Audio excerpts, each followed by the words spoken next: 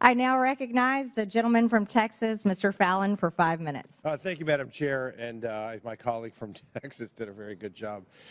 Listen, the sky is falling. We hear it now, and not just in the DOE subcommittee, but we hear it in Oversight from our friends across the aisle. The sky's falling. The world's going to end. People are going to die.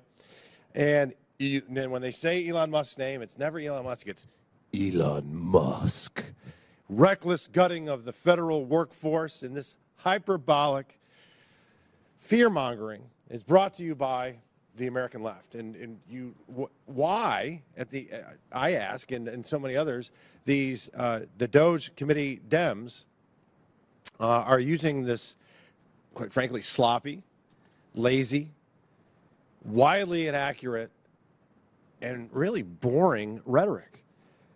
Because this administration and this president is finally acting boldly, because so many administrations in the past haven't. They're acting boldly and courageously to ensure, wait for it, that the American taxpayers' dollars fund federal workers that work.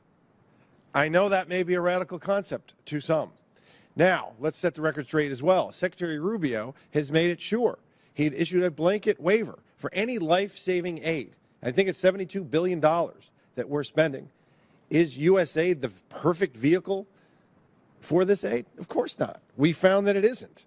And we also recognize that China has that Belt and Road Initiative, and they're licking their chops. And if we took that $72 billion out, they're going to fill that vacuum. So that's just hyperbolic nonsense that we do not recognize that there's a role to play for the United States in the federal aid space.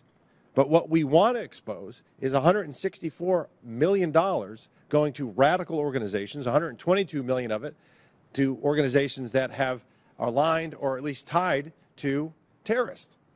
So, Mr. Primorak, putting aside the massive issues of handing money over to terrorists and such, can you speak to other ways that our foreign aid has actually hurt United States efforts and interests to counter the malign influences, let's say, of the Chinese Communist Party? Our aid has created an international aid dependency. It's become international welfare. We need to put terms on these programs. The whole point of this is to help strengthen countries economically, politically, and become strong allies. We don't do that when we celebrate 30, 40, 50 years in a place. That means we are failing. The point of our jobs is to work ourselves out of a job. If we do that, if we focus more on trade, if we focus more on investment, we're going to create the kind of allies in the developing world that will make us stronger in combating the China challenge. So you're talking about self-sufficiency, it sounds like. You're talking about taking a developing nation and helping it develop.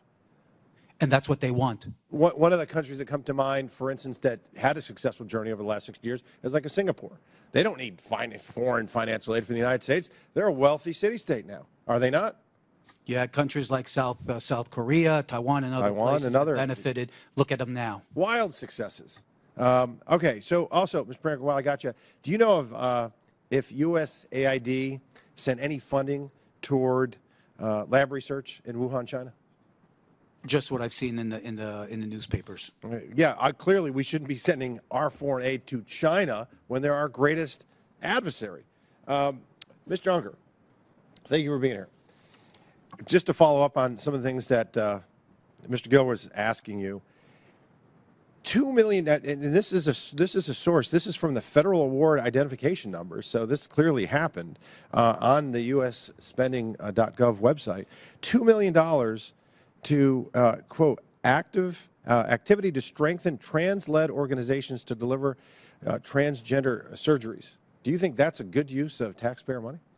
I defer to Congress, sir. If Congress appropriated the money and was notified about the program, then I believe it's in the interest of the American people. Do you think it's a good use of taxpayer money?